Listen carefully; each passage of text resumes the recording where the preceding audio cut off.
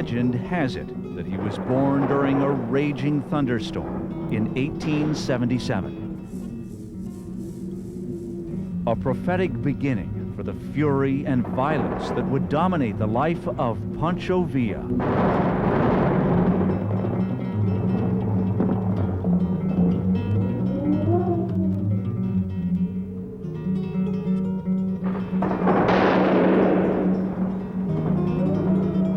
Bloodshed, buried treasure, and political betrayal on both sides of the U.S.-Mexican border all play a role in what we know about him.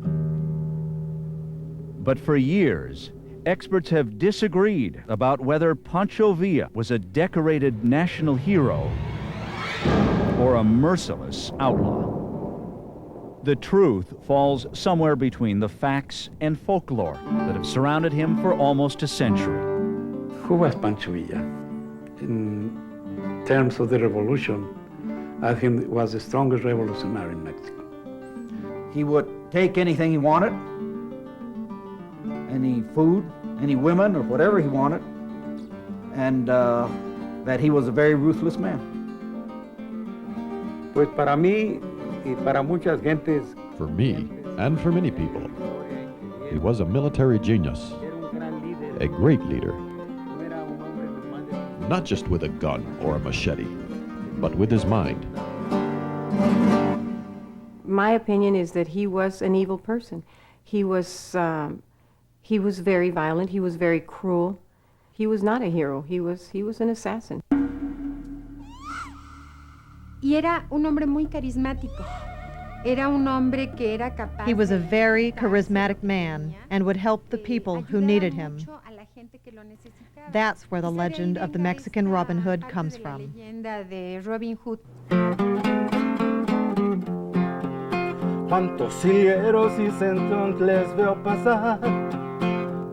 He's been immortalized in folk songs and murals, glorified in public monuments, but also scorned by many with memories of atrocities.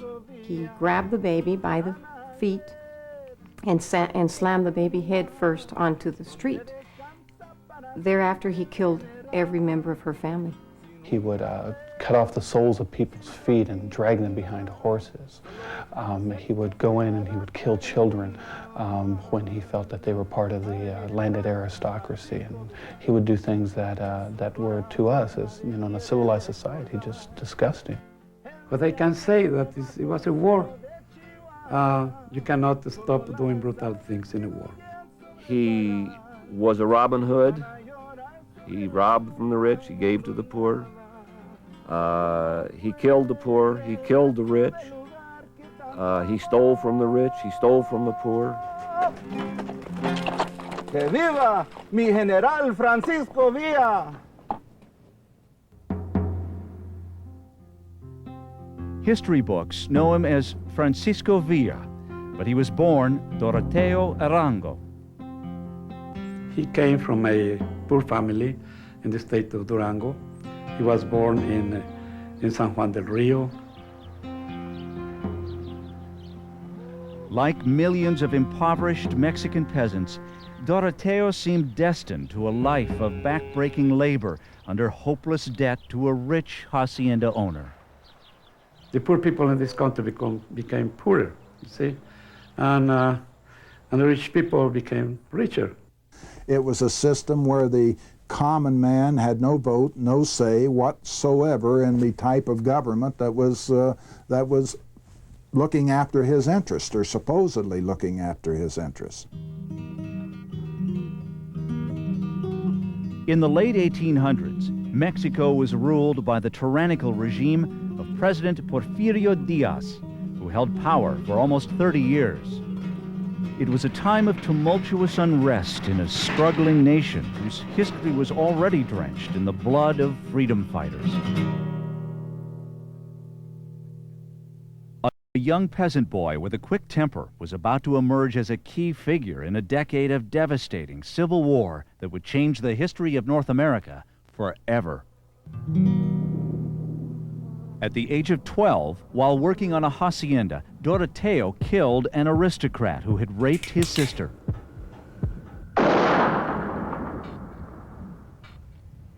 Por esta historia de su hermana, the story we have is that his sister was assaulted by the owner of the hacienda. Y Villa, en un arranque de And Villa, in a rage of anger, in order to defend his sister, shoots the hacendero. Surge la proscripción. This is a story Villa himself used to tell. He was instantly a fugitive with a price on his head, living in the wilds by stealing cattle. Sus dorados nadie quiere recordar. Folk tales say by the time he was 20, the young outlaw had used a knife to kill a policeman who tried to arrest him. And while he was a fugitive, one step ahead of the law, he decided to change his name. His real name was Doroteo Aranga.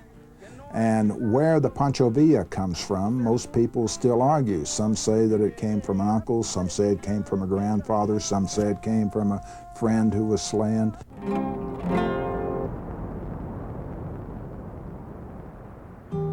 With a new name, Villa even tried honest work. He did his best, to be honest, and to live within the civil codes. There's a story of him in a mine and working in the mines, which there are many in northern Mexico, and he got injured. His foot was crushed in an accident, and he had to sell his horse and rifle in order to see a doctor. Villa tried to start his own business, but a meat market he opened failed.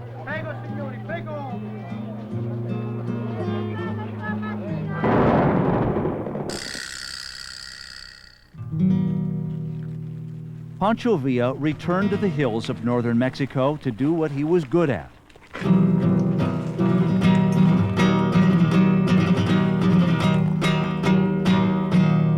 Stealing cattle and leading gangs of bandits. In 1910, the young outlaw met Francisco Madero, a political idealist with revolutionary ideas.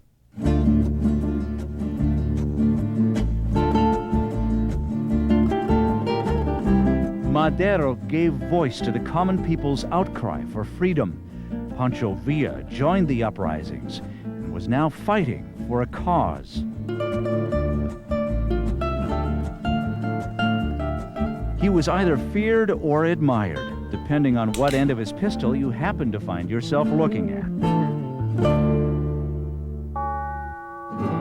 Some personal notes. Pancho Villa did not smoke or drink alcohol.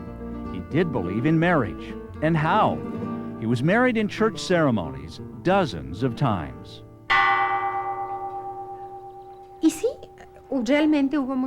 Yes, it's true there were many women in the life of Villa. The ones I've learned about through my study are the ones with whom he had children. We are a large family, but we all know each other. Villa's first official order in Madero's revolutionary army was to hunt down and kill a local judge friendly to the federal government. Villa proved to be a good rebel and was soon promoted to the rank of colonel. I think that he felt he had to kill in order, that the ends justified the means of the revolution. Pancho Villa carried out a lot of atrocities, but ultimately his goals and his principles he adhered to throughout most of his life. He was a person who believed in that poor people had a role in the civil society, and more than just being slaves, but as being a part of the process and an equal part of the process of a civil society.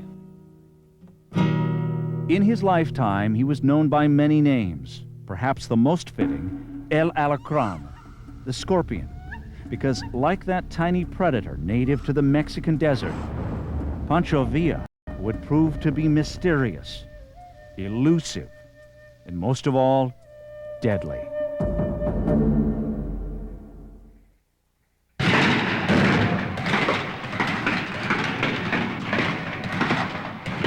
In 1910, Mexico went to war against itself. Rebels took up arms throughout the country, attacking the Federal Army. And they would wipe out thousands and thousands of people in one battle, and it was vicious. But Pancho Villa always lived through all of these battles, and yet he fought right in the middle of all of them. It's part of his legend is that he was not only brave but blessed in some way. One of the bloodiest civil wars in history lasted an entire decade, devastating Mexico's economy. Pancho Villa would be one of the only major revolutionary generals to survive the 10 years of fighting. Villa's tactics were charge, and his army, he called them the Dorados, the golden ones, and they simply, like a vast sheet of fighting men, they just simply overran and overwhelmed and just crushed everything that lay in front of them.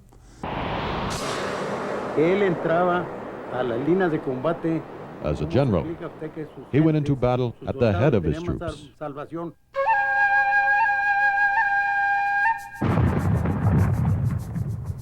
Life for a Mexican revolutionary was hard. Armies were often makeshift bands recruited on the run. Rebels would sometimes have to cross hundreds of miles of rough terrain just to get to the next battle. These troops were really nomadic troops. Villa would recruit these people from villages, and once they left their villages, who knows what happened to those villages. A lot of times other armies would go in and they would occupy them, so people really had nothing but the land and their horse, and so to sustain themselves, and this is the reason for a lot of the pillaging, was that they would have to go in and get water and food and supplies and resources and women and all the things that soldiers need to sustain themselves throughout this period of battle. The stealing of cattle, the looting, was a normal and acceptable part of battle. The killing of people is also a part of battle. Depending on where you stand, where your viewpoint comes from, would put Pancho Villa on either in your good list or in your bad list.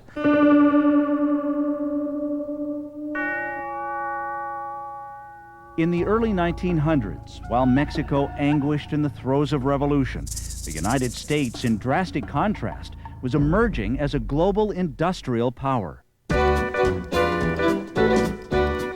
which meant prosperity and tranquility for most Americans.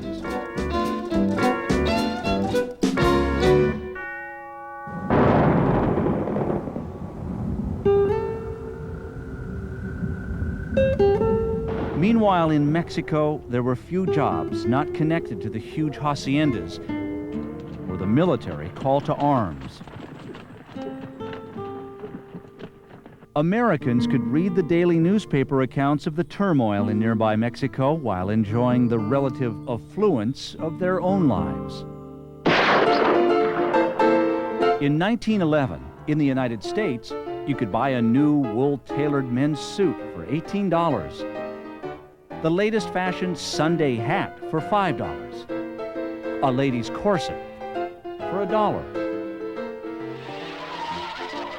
a pair of silk stockings for 69 cents, an ice cream sundae for a nickel, and a brand new Chevrolet automobile for $635.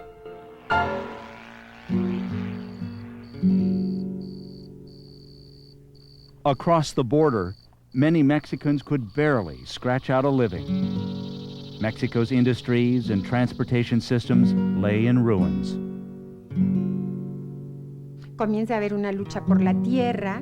There was a great struggle throughout the country over who would own the land.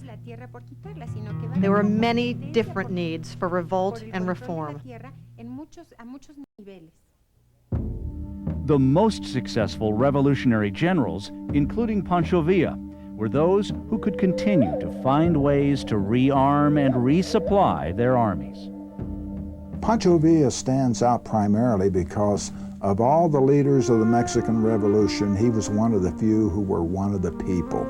So many of the leaders of the revolution were actually members of the aristocracy. Villa was successful at both maintaining his rebel troops and defeating the well-trained federal forces. On May 25, 1911, with rebels closing in, President Diaz resigned his office and fled to Europe.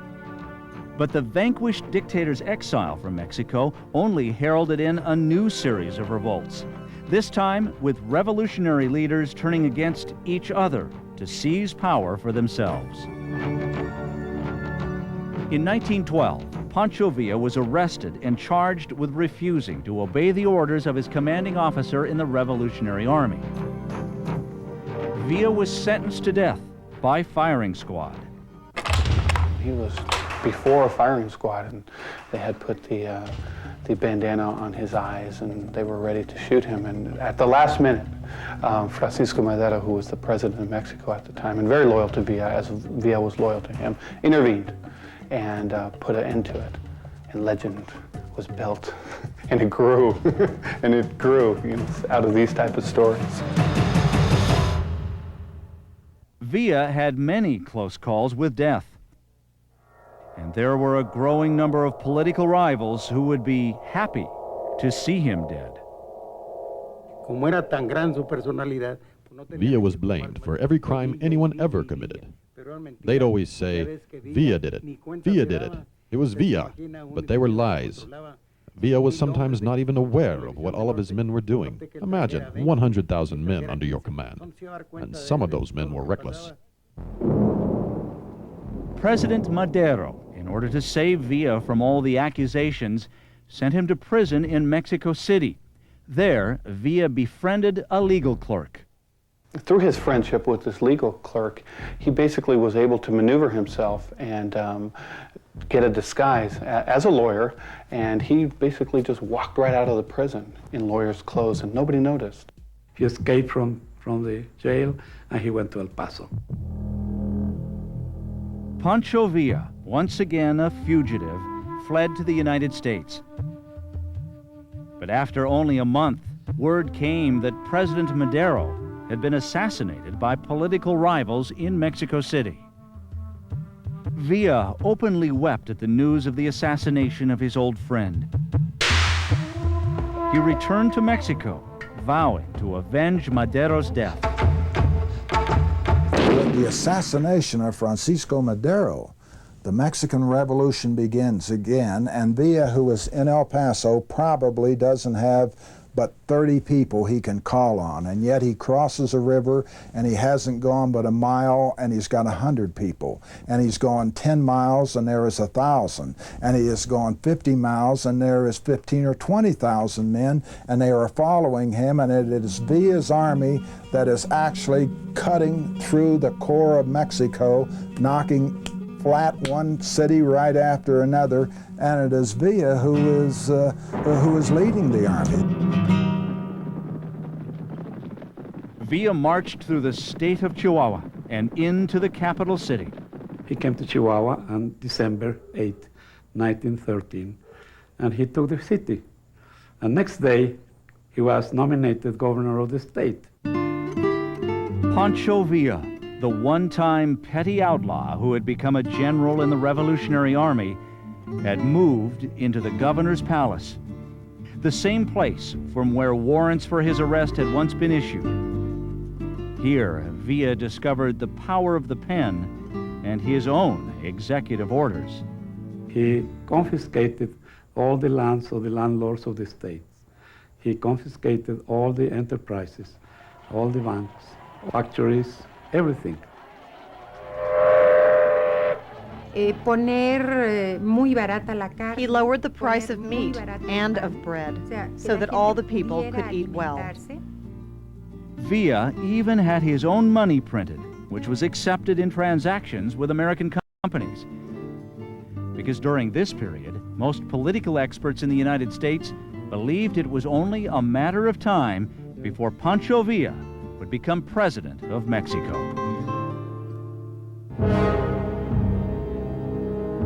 But the winds of war were still heating up across Mexico's landscapes, and Pancho Villa was about to be swept off the governor's chair and back into the middle of the battlefield, with enemies on both sides of the border.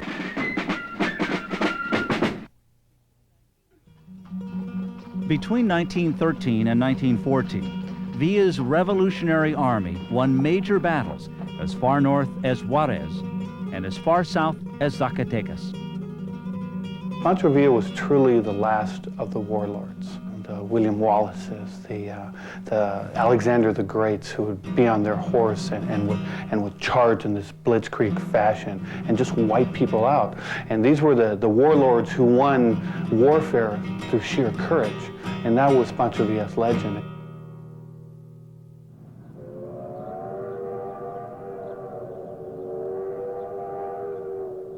Pancho Villa discovered that railroad trains could transport an army and supplies quickly from one battlefield to the next.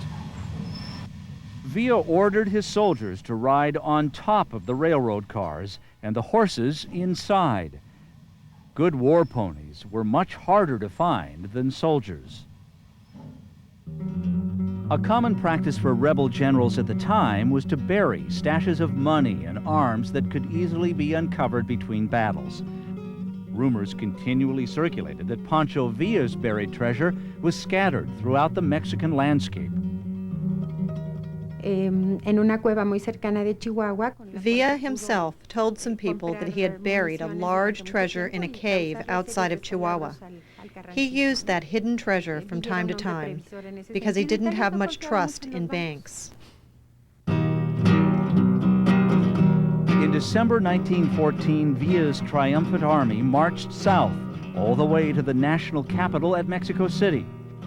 In fact, Villa made it all the way into the presidential palace. One of the great stories of the revolution is when Pancho Villa actually took Mexico City, and it became the interim president, if you will, along with Emiliano Zapata, who was the same type of warlord, but in the South. And here were the two peasant generals sitting there on the, there's a picture, and they're sitting there on the presidential throne, and they're laughing, saying, "Look at us, the peasants, and we've taken over. And what do you think of that?" And it's a very famous picture. Villa and Zapata left Mexico City with rival troops close on their heels. During this period of the revolution, there were many victories and defeats. There were also stories of war atrocities, with Pancho Villa often at the center. He comes through this little town in Sonora, and Villa now turns around, occupies the town, and says that come sunrise he is shooting every man, woman, and child resident in that community. And the priest goes to see Villa. In fact, twice he comes to Villa and begs Villa not to do this bit of savagery, and Villa says, "If you come to me one more time, I'm going to kill you." The priest came to him one more time. Villa killed the priest, and the next morning his soldiers executed something like 70, 80 men there in the village square.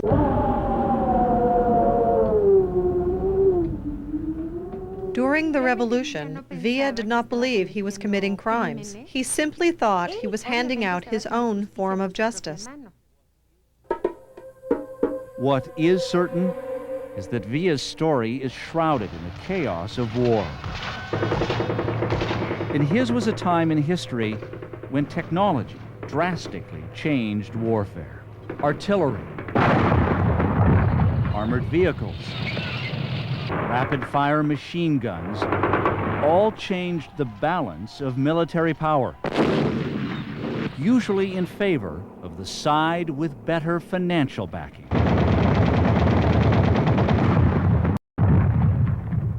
But it was an ingeniously simple invention that helped reverse Pancho Villa's fortunes on the battlefield. Barbed wire. It was the perfect way to stop massive cavalry charges. One of Villa's primary adversaries, Alvaro Obregón, capitalized on Villa's weakness for depending on horses. The horses run into the barbed wire and suddenly you have carnage. He sets up machine guns and they literally chop the cavalry to pieces.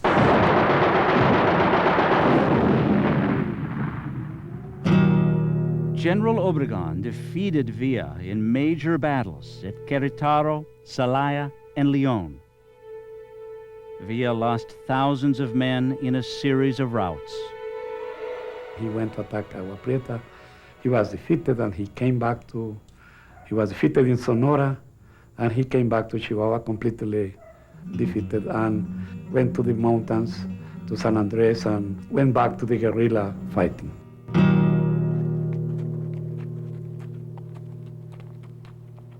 With the Mexican Revolution still raging, World War I broke out in Europe in 1914. Even though Pancho Villa's might had been greatly diminished, American authorities were worried about sending troops overseas when large numbers of armed Mexican rebels were just across the border. Villa had sworn to oust foreign influences in his country, and American citizens held vast investments in Mexico, in land, cattle, gold mines, and in Mexico's lucrative oil fields. In April of 1914, the U.S. went as far as to occupy the Mexican port of Veracruz and its nearby oil refineries. But after 6 months of heated international protests, the United States withdrew. In October of 1915, even though several Mexican rebel forces were still at war with each other, the United States recognized Venustiano Carranza as the official head of the Mexican government. Los Estados Unidos darían el reconocimiento de facto al gobierno. The United States recognized the de facto government of Carranza instead of Villa. The Americans allowed Carranza's troops to cross through American territory to fight against Villa's army. American officials had looked the other way as Carranza's troops used American railroads to circle through U.S. soil and then attack Villa's men back in Mexico. Villa was furious. In his mind, it meant the United States had just declared war against him.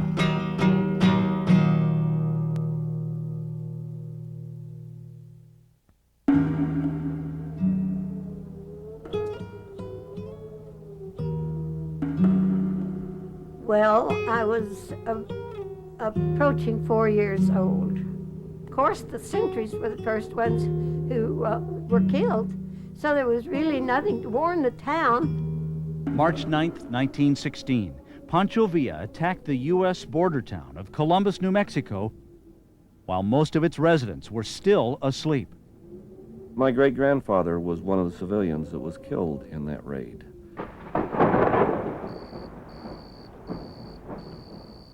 "4:11 in the morning.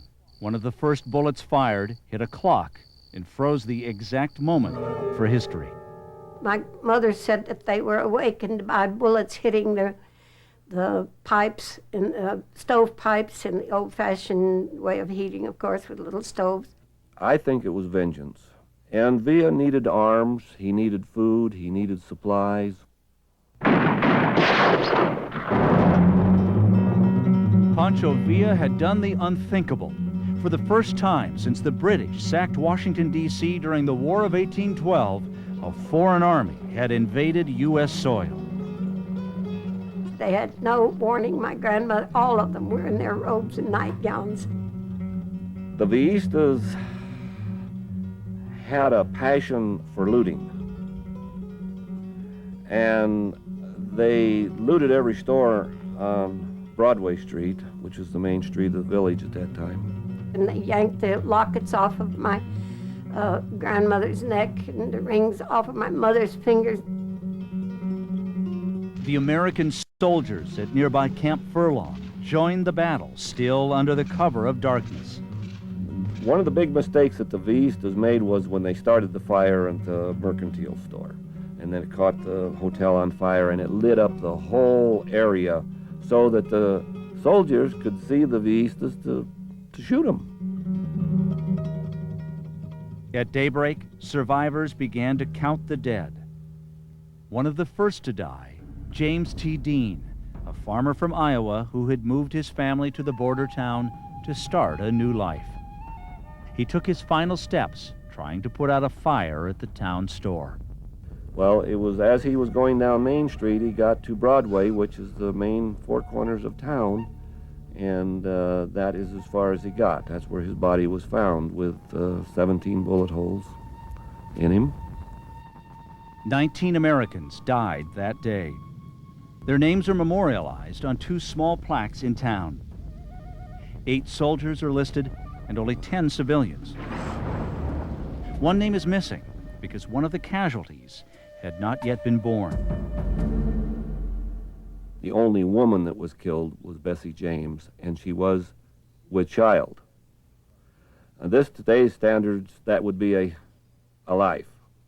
In those days, they did not count that child as a life. Villa's raiders got away with supplies, horses, and munitions, but they paid a huge price in lost lives. Villa had between 500 and 900 men when he attacked. At least 200 of them were killed or captured. The Mexicans suffered terribly, but what they did not realize was that they were forming a raid against a small garrison of American regular army troops that were equipped with machine guns.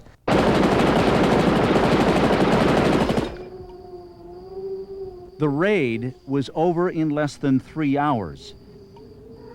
But memories of what happened have lasted a lifetime. I've lived with it practically every day of my life. We stood looking at the ruins of the hotel. It was still smoldering.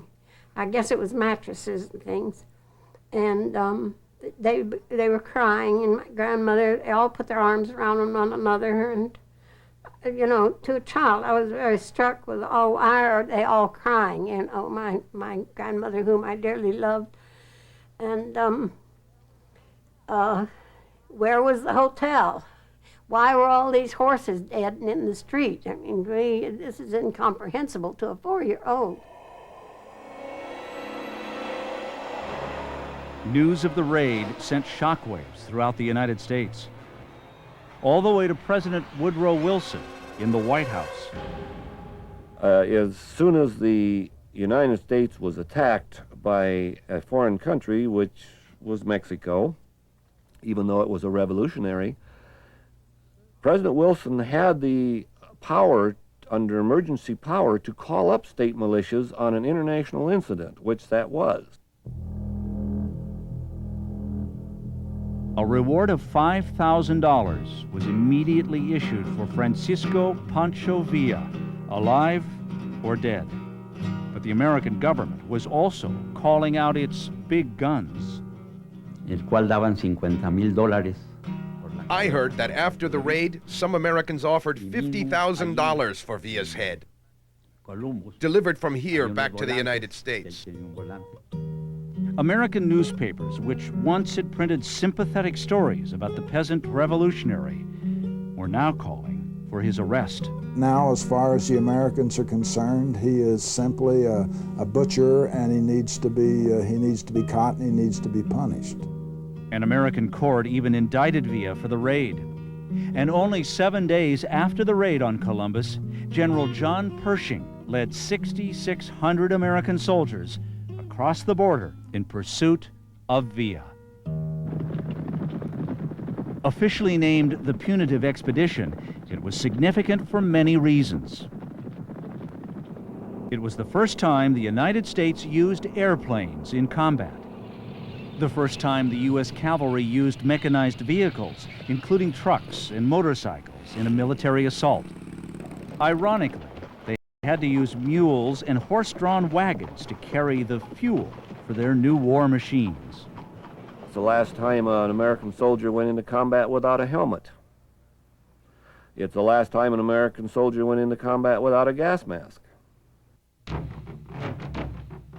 Pershing's army, which reportedly swelled to as many as 11,000 at times, ventured more than 500 miles into Mexico. The American punitive expedition, in my judgment, came about primarily because this was the American way of saying to Mexico, if you can't control your own borders, we're going to control them for you.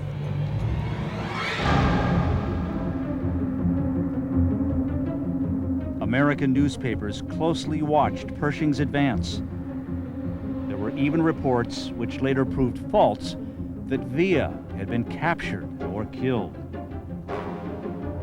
For 11 months, the Americans found only the dust left by Pancho Villa's fleeing horses.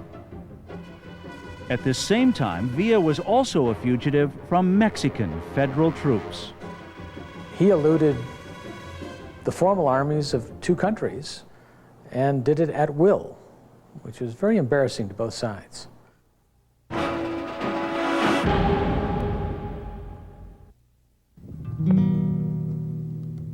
By the summer of 1916, Pancho Villa was on the run from Pershing's American army and from Mexican federal troops.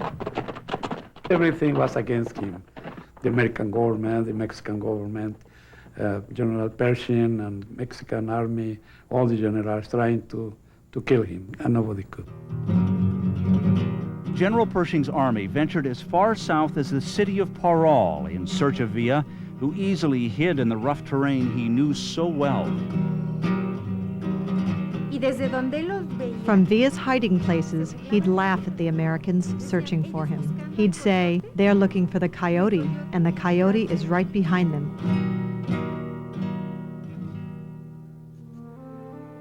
America's incursion into Mexico in search of the outlaw Pancho Villa lasted 11 months and cost an estimated $140 million. On a remote hacienda deep in Mexican territory, there are haunting reminders of this footnote in American history. 2 tombstones marking the gravesites of fallen U.S. soldiers located on a small patch of land next to the hacienda's own private cemetery. During the punitive expedition, more than a dozen American soldiers lost their lives in skirmishes with Mexican soldiers.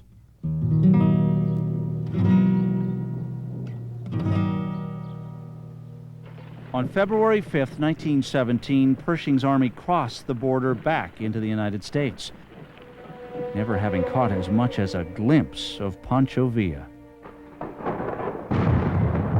2 months after the return of Pershing's army from Mexico, the United States declared war on Germany. Meanwhile, in Mexico, fierce fighting continued between rival revolutionary forces until 1920. A decade after it began, the price for peace would be the lives of 1.5 million Mexicans. That's almost twice the number of fatalities suffered in the American Civil War.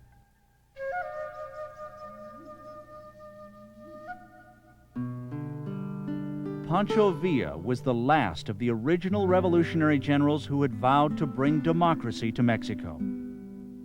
In the summer of 1920, the Mexican federal government finally found a way to get Pancho Villa to lay down his arms. I think we're always fascinated by revolutionaries, by people who think different, who do different things, who aspire to great deeds. Villa stopped fighting in exchange for several huge haciendas, 500,000 pesos in gold, and his own hand-picked personal bodyguards. He asked for a 50-man escort to protect his life. He was permitted. These soldiers were going to be paid by the Mexican government. Ironically, Pancho Villa became what he had fought against most of his life, a wealthy hacienda owner. By 1923, Pancho Villa, the retired general, lived at one of his haciendas with 3 of his wives and many of his children. Recuerdo que mi padre contaba. I remember my father telling stories about how much General Villa loved to swim. The river Florida passed near the hacienda at Canutillo, and he would take the children there to swim. As fierce a warrior as he was, Villa had a particularly tender spot in his heart for the poor children. How are you, boys? He would tell us. He'd pat us on the head.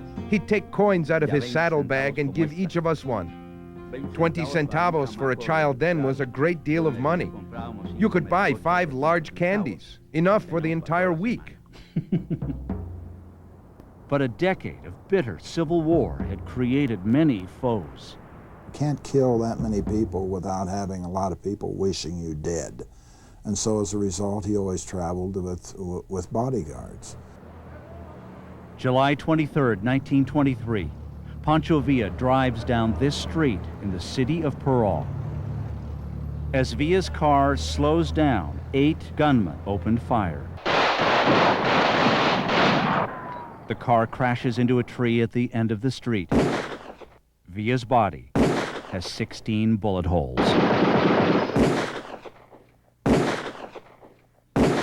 We were little boys, and being curious, we walked up to the car and put our fingers in the holes made by the impact of the bullets.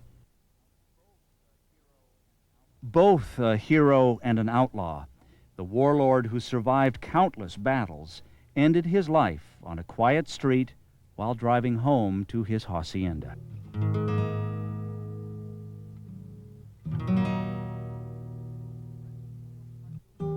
Francisco Pancho Villa's life helped define the spirit of his country's struggle for freedom. Pancho Villa's place in history is really a paradox, like Pancho Villa. On one end, he's a revolutionary idealist who's very firm to his beliefs and believed in things like public education, public health, good government. And on the other end, he was a vicious, mean-spirited, cruel revolutionary who would do anything to win. His legend is a complex mosaic of folklore and fact, which covers the atrocities of war and the indomitable human spirit to overthrow oppressive, unjust governments.